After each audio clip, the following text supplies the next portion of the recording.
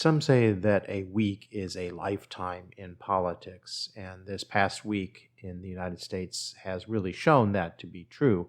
Much has happened in the last week that has completely changed the face of U.S. politics. It comes as no surprise to anyone really following things that Biden finally decided to make way for Kamala Harris, and that's a good decision for the Democrats and probably a good decision for the country. I'm not a Democrat. I don't support Biden. I grudgingly support Harris because what we really need to do is stop the project that is behind Trump. And yes, that's Project 2025, which is the culmination, the end game of a 50-plus year long process by the far right-wing corporatist Heritage Foundation to consolidate power. My last episode of this podcast was reading the first chapter of a book I completed a few months ago, Left Wing, Right Wing, People and Power, about the right wing and what their motivation is to concentrate power in a small segment of society. And I've been very busy, haven't done much with the podcast because after I finished that book, I realized that, well, thanks to my wife who told me that you really need to do something more to be more proactive about politics and the philosophy of politics and the insights that you have. And therefore, I spent 2 months doing very little else but writing my next book, which is called Why Trump? Why do some people support him and how the rest of us can respond? It's a book that goes into much more detail about how it is that we have come to this point.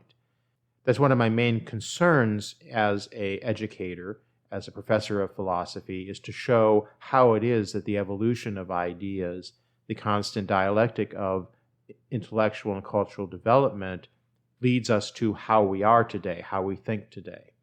And so the book, Why Trump, looks at the reality that Trump is just a symptom. He's just the current center of focus for a long simmering movement in U.S. politics. And the book is on sale now at all good bookstores. It's in an ebook, it's in a paperback, and an audiobook will be released shortly. I want to give you the first chapter of the book, Why Trump?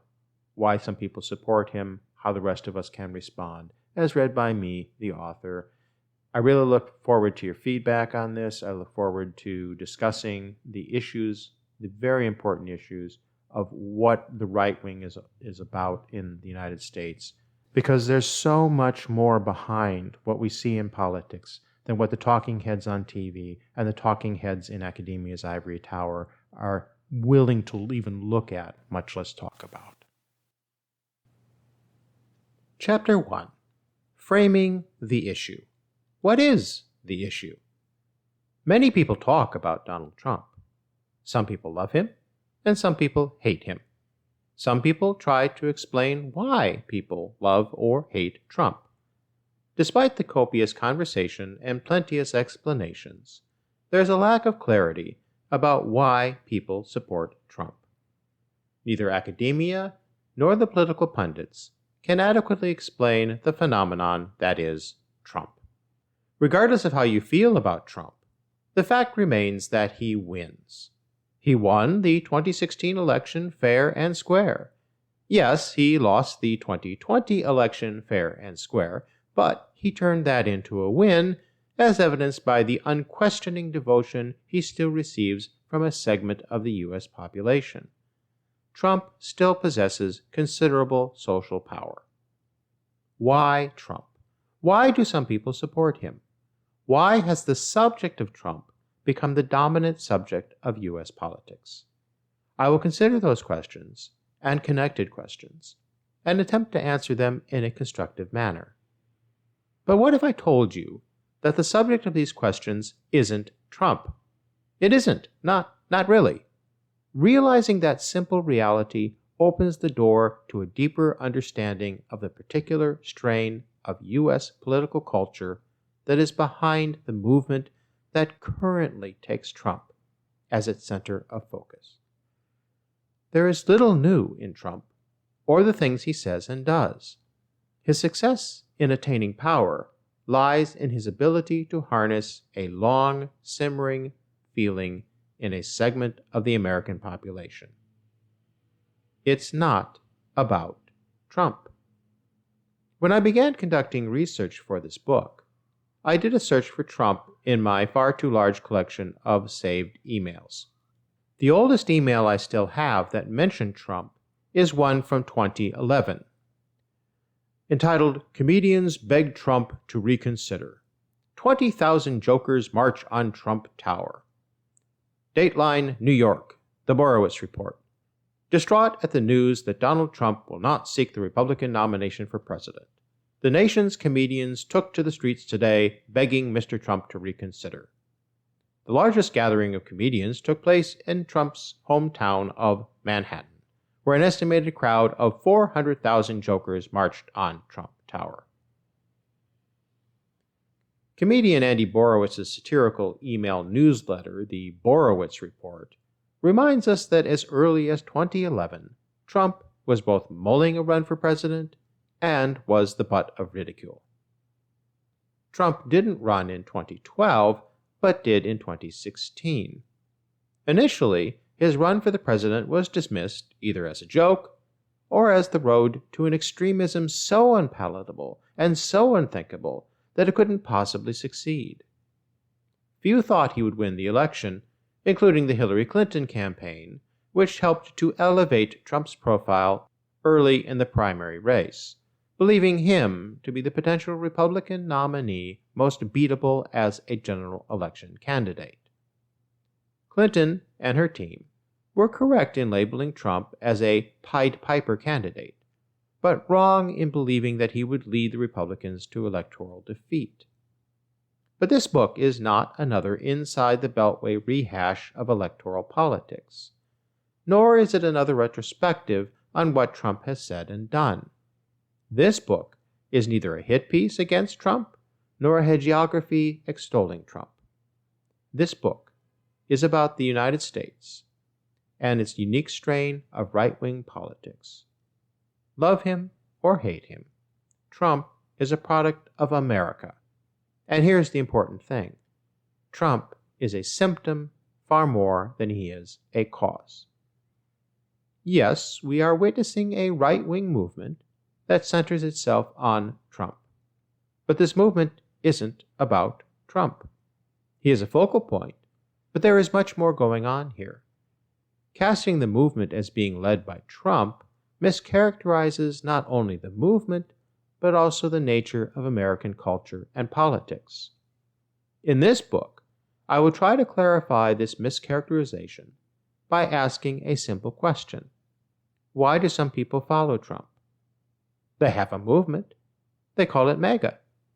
Yes, the Trump campaign team pushes the slogan, "Make America Great Again." But their marketing was more reaction than innovation.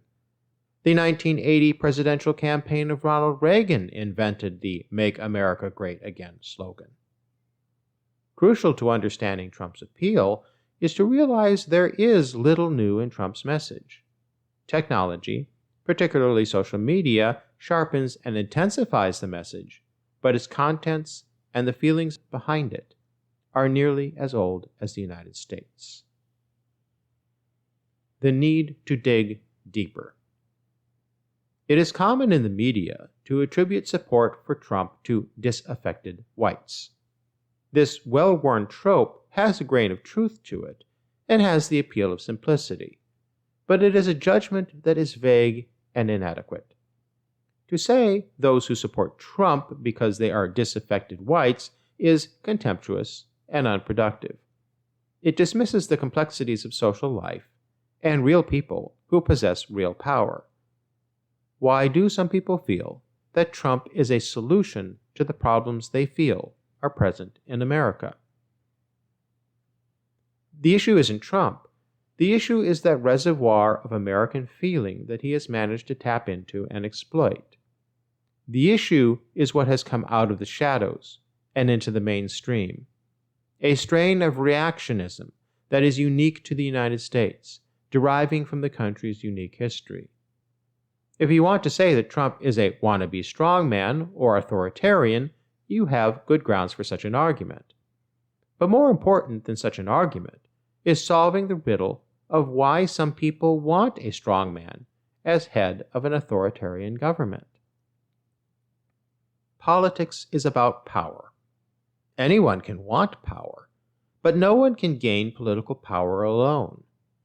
Trump was fairly elected in 2016 by people who wanted him to become president, many of whom now want him again to become president. Why Trump? The power resides in those people more than in Trump. Who are the people in the MAGA movement? What are their concerns? What are people in the MAGA movement hoping for? What do they feel would make America great? Those who support Trump frequently say they are living under tyranny in America. What do they mean? Why do they imagine that a better alternative is an authoritarian government that would be even more tyrannical? Is it because they believe they would not be the target of the tyranny?